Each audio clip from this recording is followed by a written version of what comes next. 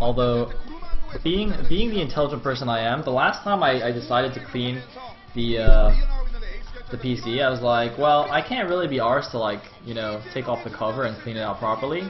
So I'll just, like, stick a vacuum on the back and, like, suck out the dust. Yeah, that's right. I actually did that. And I actually sucked out a piece too. I stuck it on the back and, like, I heard this little thing come out, flying out, and it, like, went into the tubes, like a little plastic bit flew off. I'm like, oh shit, I hope that wasn't important. And so I stopped. And my computer still works, so presumably it wasn't important, but I actually sucked a piece out of the computer, so I'm not sure what it was.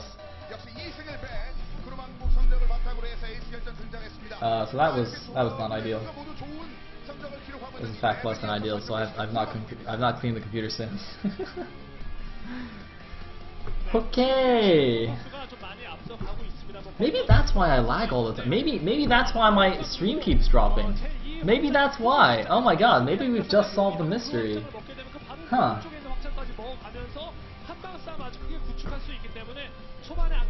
Man. Awesome. It was my buffer chip, exactly.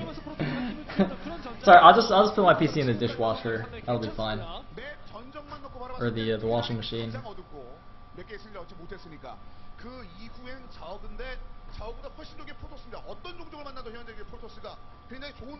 Alright, Jaedong is ready. Oh shit, he's twitching like Flash! Oh my god. Jaedong with the Flash twitch? Holy shit, I'm shaking. I am so scared right now. This is terrifying. Guys, Jaedong just twitched. What do we do? What do we do? I don't know what to do anymore. What can Stats do? I think Stats just cannon rush him. Cannon rush him! Look at this. I mean, at least Jaedong, see, he's a good sport. He's like, well, if the KT coach isn't going to send out Flash, I can at least twitch for the fans instead of Flash. You know?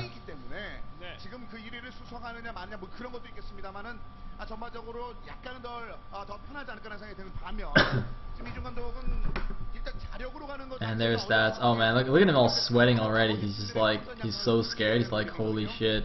Like, he doesn't even want to put on the headphone things. It's like, please God, let this be quick. Let me not be in too much pain.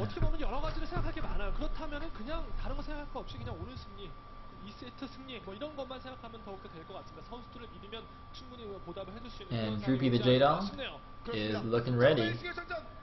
So I believe we are going into the game. Go. Start. Yeah. I was about to do my 시작 하겠습니다 cry if they wouldn't start. But it looks like that was not needed.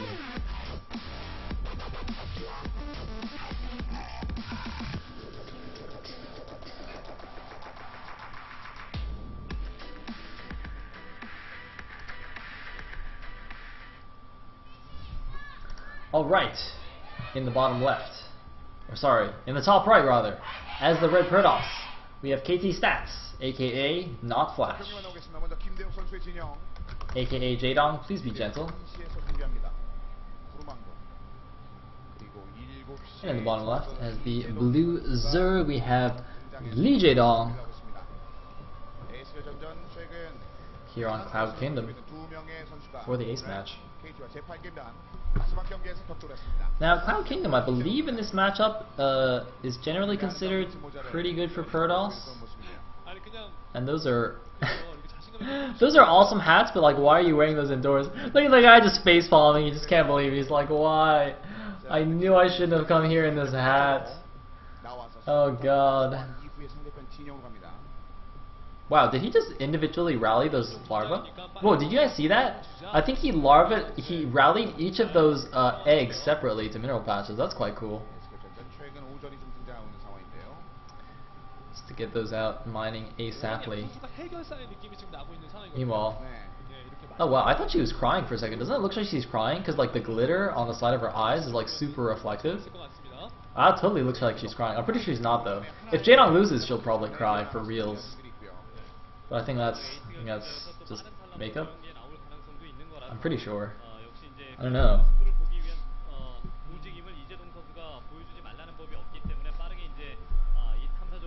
Anyway.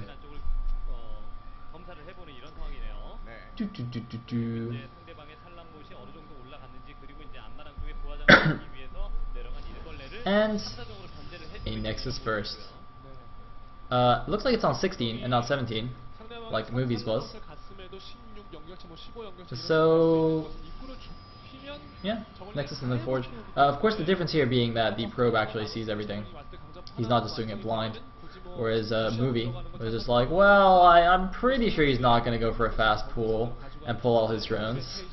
And even if he pulled all his drones, he wouldn't have balls to actually go through with it. And on the other side, we just did see a, was that just a 15 pull? Need to expand. Something like that. And we have the cannon.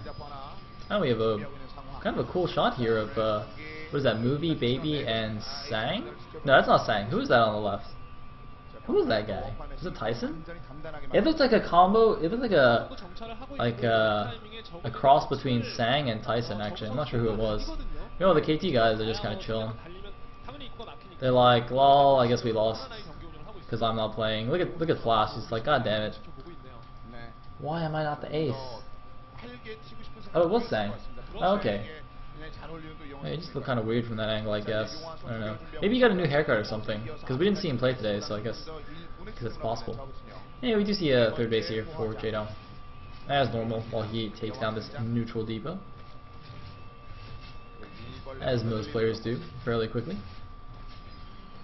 And looks like cybernetic score placed in the main, pretty standard. You don't need it to wall on this map. And so putting it there will prevent the Overlord from seeing your chronos on the core and whatnot.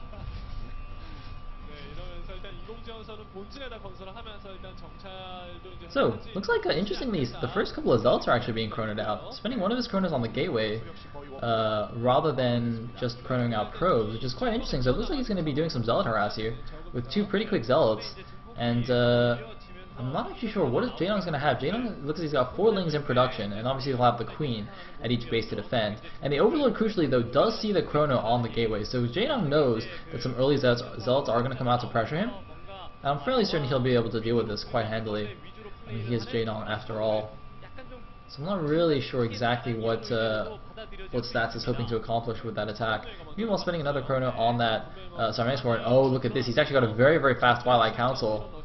That is extremely fast, and feels like some Dark Templar coming. But the thing is, he hasn't taken his 4th gas though, which is quite curious to me.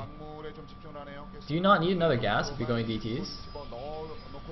And there is the Dark Shrine. So going Dark Shrine off 3 gas, and this could actually very well throw Jaedong off here, because Jaedong has the Overlord over that 4th gas at the natural, and he doesn't see it taken. So if you don't see that 4th gas, you're definitely not really going to anticipate a super gas heavy strategy like Dark Templar coming out here, and this could be very, very interesting from Stats here. Most likely we'll be using some zealots in tandem with the Dark Templar when he goes for an attack, and dumping all his minerals on the zealots instead. And look at this, and this actually makes more sense about going for these early zealots, putting on that pressure, since he does want to save up the gas for the fast Twilight and then Dark Shrine.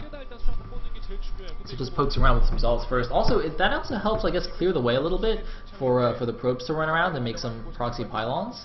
Whereas normally, if you're not putting on any pressure at all, if you're just sitting at your base, then the Zerg has the freedom to move around with his lings and look for probes and pylons like this. Whereas at the moment, Jaedong's being a little bit more careful, a little bit more defensive, trying to maybe catch any zealots that are moving around. He does have quite a few Zerglings though, so it's going to be a little bit difficult for Stats to really get up many of these proxy pylons. The one on the top left is still unspotted. But it looks like this one is going to get taken down. However, I believe the DTs, no, they're not out yet. It looks like that's just a round of zealots.